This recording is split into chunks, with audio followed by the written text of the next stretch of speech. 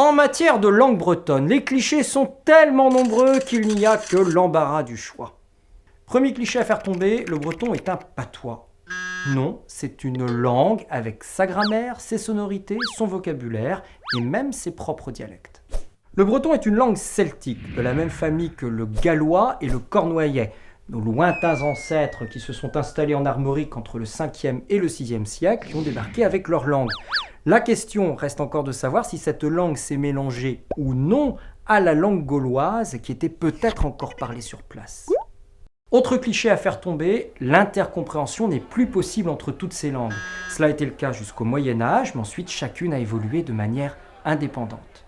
Le breton est parlé dans toute la Bretagne. C'est un cliché, à moitié vrai et à moitié faux. Cela était pratiquement le cas au 9e siècle. Le breton était parlé à peu près partout en Bretagne, à côté du roman et de plus en plus en allant vers l'ouest. Puis, à la fin du Moyen-Âge, une frontière s'est dessinée entre Saint-Brieuc et Vannes. Ceci dit, rien n'est jamais figé en la matière et Rennes est aujourd'hui la première ville de Bretagne en termes d'enfants scolarisés dans les écoles bilingues bretons. Parmi les autres clichés qui ont la vie dure, celui que la langue bretonne n'est pratiquement plus parlée. C'est faux. Un habitant sur 5 dans le Trégor parle breton, ainsi que 15% des habitants du Finistère, et de manière générale, un habitant sur 5 en Basse-Bretagne comprend le breton.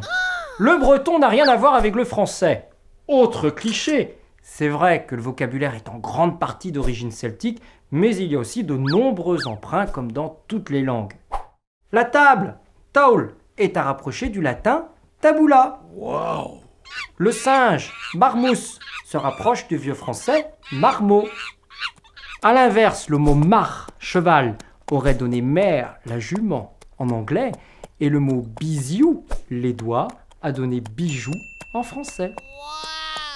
À signaler que le breton s'écrit depuis fort longtemps, on trouve des milliers de mots dans les manuscrits dès le 9e siècle et que le premier dictionnaire français est aussi un dictionnaire breton, le Catholicon, dictionnaire multilingue français-latin-breton, paru en 1499. Wow. Dernier cliché, les jeunes bretonnants ne portent plus la coiffe et n'ont pas de sabots. Vous les croiserez plus facilement dans les festivals de rock, au supermarché du coin ou sur les 5 continents de la planète. Kenavo!